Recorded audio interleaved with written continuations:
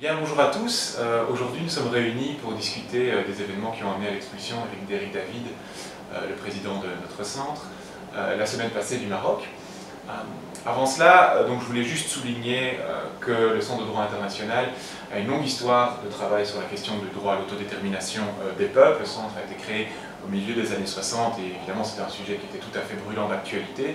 Aujourd'hui, ce sujet est peut-être un peu plus à la périphérie du droit international, mais en réalité, il concerne encore le destin de beaucoup de personnes. Le centre a été investi de ces questions, notamment dans le conflit israélo-palestinien et notamment dans l'affaire du mur devant la Cour internationale de justice, mais aussi sur le Sahara occidental, qui est le sujet d'aujourd'hui.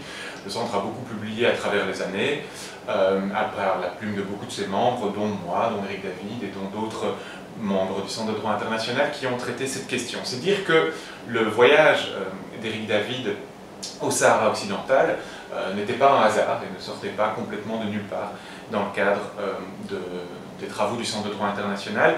Pour rappel, le Sahara occidental, bien entendu, est ce territoire non autonome situé à la frontière sud du Maroc et qui est largement occupé par le Maroc depuis les années 70 et qui l'est donc encore aujourd'hui, un territoire que les Nations Unies cherchent à décoloniser en fait finalement, mais dans un processus qui semble ne pas avancer beaucoup. Alors Éric David, c'est dans ce cadre-là, dans le cadre des travaux du centre et puis dans le cadre de ce conflit au Sahara occidental, que vous êtes parti au Maroc ou dans les territoires occupés. Vous allez nous le dire. Quelle était exactement la destination de votre voyage et quel était l'objectif en réalité? En réalité, j'étais invité par un groupe de juristes français, notamment, à accompagner ces juristes à Rabat afin d'apporter une forme d'aide juridique aux condamnés du camp de Gdem Izik. Alors de quoi s'agit-il? Ce sont des personnes qui ont été arrêtées à la suite de l'établissement de ce qu'on a appelé les camps de fortune en 2010. Ces camps de fortune avaient été établis par des Sahraouis dans la partie du Sahara occidental occupée par le Maroc, et ces camps avaient été établis comme étant une forme de protestation non violente d'ailleurs, simplement l'établissement de ces camps, protestation à la fois contre l'occupation du Sahara occidental par le Maroc, et aussi pour protester contre les conditions de vie qui sont les leurs et qui apparemment sont plus difficiles que celles des Marocains qui se sont établis sur le territoire du Sahara occidental. Et lorsque le Maroc a voulu mettre fin à cette contestation, il y a eu des violences qui ont eu lieu, il y a eu des échauffourées, et à la suite de ces échauffourées, il y a un certain nombre de policiers, de militaires marocains qui ont été tués. En fait, il y en a 9. Et les personnes qui ont été arrêtées, poursuivies, jugées et condamnées, c'était pour les homicides, pour ces 9 homicides. Le problème, c'est que, d'une part, les occupants de ces camps de fortune n'avaient pas d'armes, en dehors d'instruments de cuisine, hein, ils avaient des couteaux de cuisine, oui, des poêles, des rouleaux à tarte, c'est tout ce qu'ils avaient. Et que par ailleurs, d'une part, le corps des victimes n'a jamais été autopsié, et d'autre part, les familles des victimes elles-mêmes, d'après notamment l'avocate française qui accompagnait le groupe, les familles des victimes n'ont jamais pu avoir accès au corps même de leurs proches. Donc c'est très étonnant, ces 9 personnes qui auraient été tuées par des gens qui par ailleurs n'avaient pas d'armes, et par ailleurs ensuite on ne montre pas les corps, on ne les autopsie pas et on ne les montre pas aux familles des victimes. Alors c'est la raison pour laquelle ces procès d'emblée ont soulevé des doutes sur leur régularité. Il y a eu d'autant plus de doutes qu'il y a eu des aveux, mais qui ont été extorqués par la torture, que lorsque les condamnations sont tombées en 2013, c'était des condamnations considérables, puisque cela allait de 20 ans de privation de liberté jusqu'à la perpétuité, et un pourvoi en cassation a été introduit à l'époque en 2013 contre les jugements de condamnation, et ce pourvoi de cassation, aujourd'hui en 2016, n'a toujours pas abouti. Et c'était donc pour obtenir une régularisation de ces procédures, pour obtenir qu'il y ait un procès juste et équitable à l'égard de ces personnes, qu'il y a eu cette mission qui a été organisée notamment par des proches des personnes condamnées et leurs avocats. Et c'est dans cette mesure-là que je me suis retrouvé à Rabat la semaine dernière. Alors que s'est-il passé? Donc, vous vous êtes retrouvé à Rabat, vous avez, on le sait au final, été expulsé. Comment les choses se sont-elles passées? Vous avez rencontré quand même des personnes sur place, vous avez eu le temps de rencontrer les condamnés ou leurs familles, et que s'est-il passé exactement? Comment s'est déroulé votre séjour et l'expulsion qui a suivi? En fait, nous sommes arrivés le mercredi en milieu de journée, et d'emblée nous avions un rendez-vous déjà à ce moment-là avec l'ambassade de Belgique. Donc nous sommes rendus, nous sommes arrivés vers 13 h à Rabat, nous sommes rendus à 3 h à l'ambassade de Belgique, nous avons eu un contact tout à fait positif avec le chargé d'affaires, parce que l'ambassadeur était en mission à ce moment-là en Mauritanie.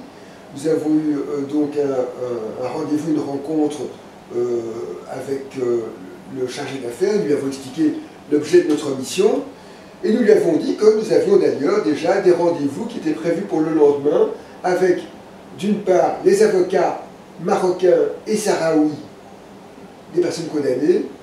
Nous devions avoir un rendez-vous aussi avec le Conseil national des droits de l'homme, qui est donc un organisme qui est un parastatal des autorités marocaines, et nous avions aussi un rendez-vous avec l'association marocaine des droits de l'homme, qui elle est une association purement privée, un genre d'ASBL chez nous. Et alors, après notre visite à l'ambassade de Belgique, nous sommes revenus à l'hôtel. Moi j'ai abandonné un moment mes deux compagnons, qui étaient deux compagnes, il y avait l'avocate et il y avait une personne qui s'occupe beaucoup de ce genre de dossier, pour faire une petite sieste dans ma chambre, parce que je devais rattraper un petit déficit de sommeil. Et puis quand je me suis levé, 1 heure plus tard, on a frappé à ma porte et j'ai entendu police marocaine. J'ai ouvert la porte et je me suis trouvé en face de deux personnes qui apparemment étaient des Marocains, accompagnés de l'avocate. Ces personnes m'ont dit police marocaine. J'ai tout de suite dit oh, je suis innocent, hein, je plaide non coupable, d'ailleurs mon avocate est là. Hein, j'étais persuadé que c'était une plaisanterie, que c'était en fait les avocats des personnes condamnées, et puis pas du tout, c'était vraiment la police marocaine. Hein, ils m'ont dit non, police marocaine, donnez-nous votre passeport. Alors là, je me suis rendu compte que c'était du sérieux.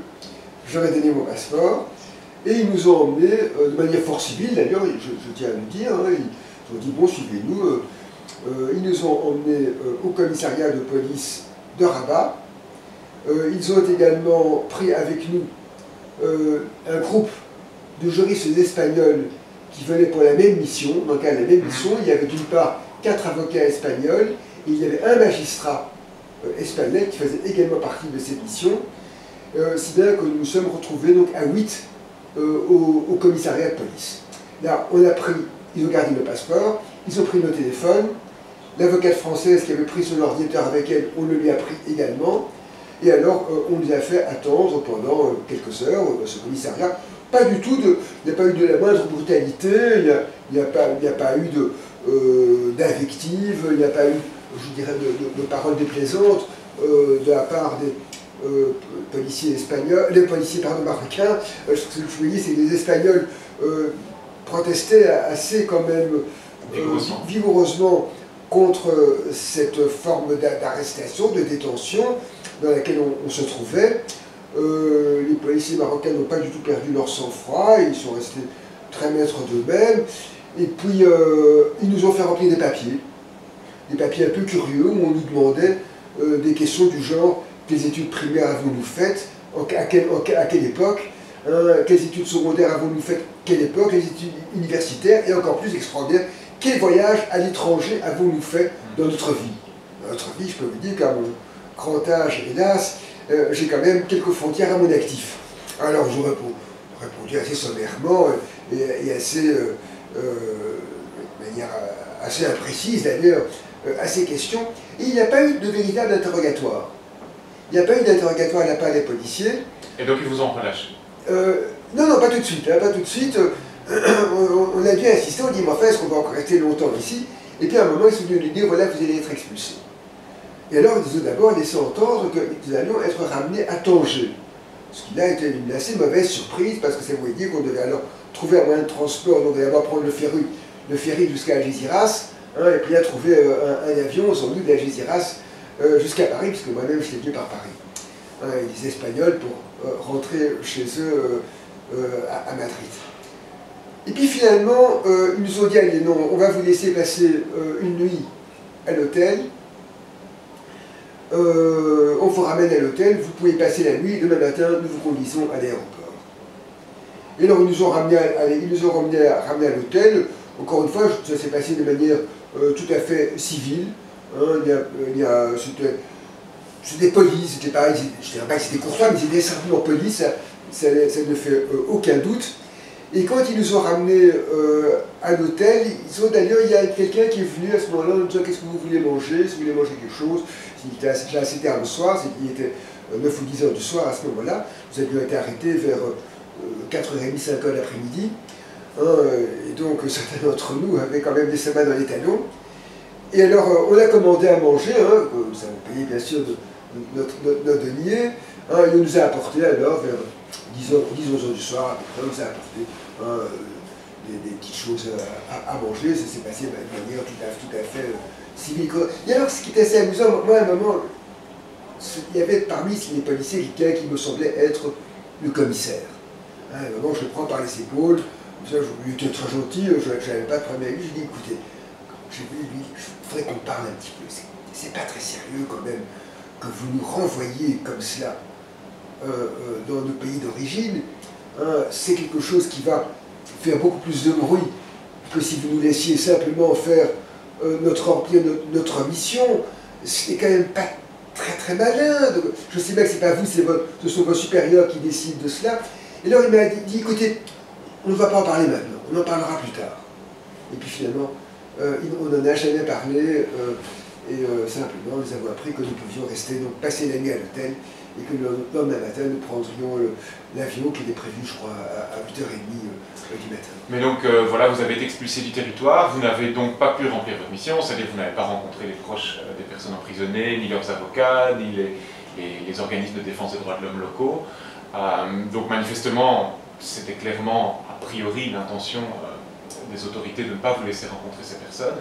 Est-ce que c'est cela qui était écrit sur les documents qui vous ont signifié votre expulsion? Quel était le motif en réalité invoqué? Alors, le motif, nous ne l'avons pas su. À un moment, l'avocate française, on lui a montré comme cela rapidement un document qui était signé par le wali de Rabat, donc le gouverneur de Rabat, et où elle avait retenu que nous étions constitutifs d'une menace grave et imminente pour la sûreté de l'État marocain. Je lui ai dit, mais enfin, tu es sûr que c'est bien ça que tu lis? Je lui ai dit, écoute, non, 140, je crois me souvenir que c'était cela. Et alors, le lendemain, quand nous sommes arrivés à Paris, chez une personne qui faisait partie du collectif des familles des prisonniers condamnés, des personnes condamnées, ces personnes m'ont dit, ah mais voilà, je viens de recevoir un lien internet avec la motivation qui était donnée par les autorités marocaines. En fait, nous sommes expulsés, et alors là je mets des guillemets, parce que cette mission était venue, je cite, pour fabriquer le chaos et le verbe me manque, fabriquer le chaos. Fomente. Non, pas fomenter, fabriquer le chaos. Voilà. Pour fabriquer, je recommence, guillemets, pour fabriquer le chaos et déstabiliser la sûreté intérieure de l'État marocain. Fin de citation. Ok. Ce qui donc est assez fort comme langage pour des gens qui, a priori, avaient une intention de rencontre de la société civile. C'est tout à fait extraordinaire. Parce que dire que cette mission de juriste, venue simplement pour défendre le droit, est accusée du fait que défendre le droit, ce serait fabriquer le chaos. Enfin, vous voyez déjà l'oxymore qui existe entre fabriquer le chaos et défendre le droit. La contradiction qui existe entre ces deux formules.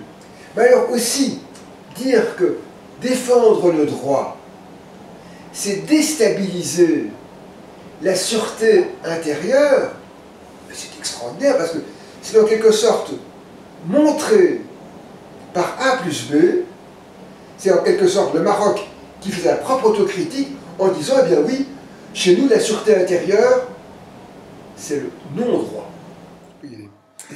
Désolé, Eric David, nous avons été coupés. Avant de terminer cette vidéo, je voulais juste vous demander ce que vous retenez de cette expérience sur le plan à la fois de la situation des droits de la personne au Maroc, mais plus généralement sur la question du droit à l'autodétermination aujourd'hui.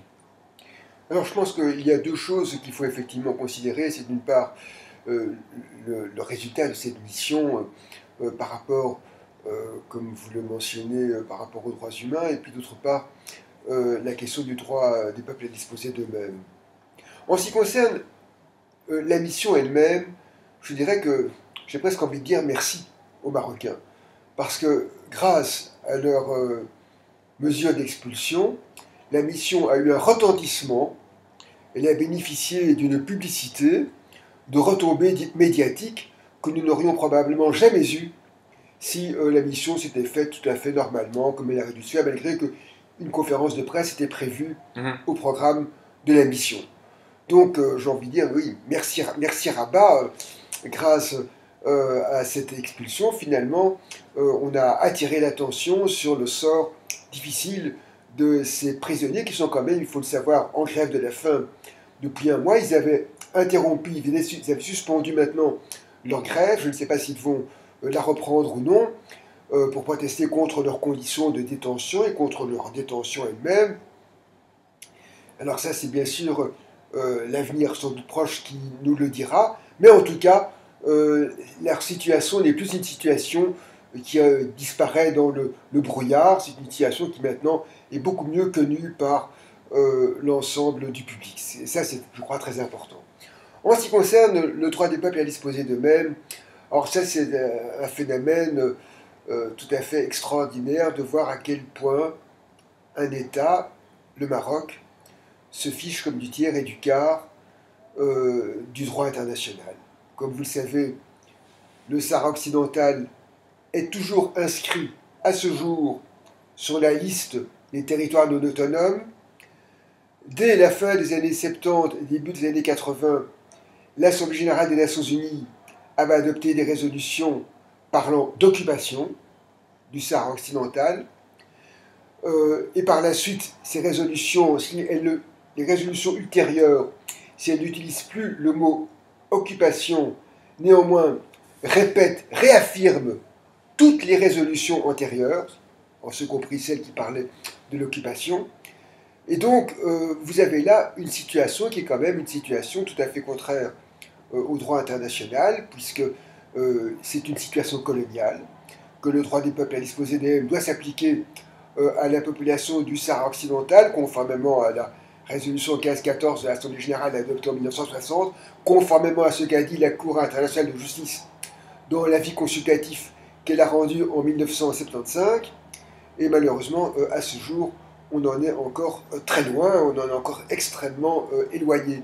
Et cela montre à quel point le nationalisme d'un État qui se double d'une revendication territoriale est plus forte que toute forme de considération juridique, ce qui est dommage, parce que finalement le Maroc pourrait très très bien faire un geste.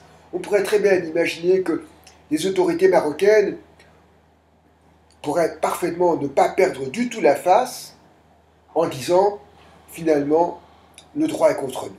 Et c'est un fait que nous voulons reconnaître. Nous voulons être un État de droit, même si, comme je vous l'ai montré tout à l'heure, pour l'instant, ils ne le sont pas vraiment.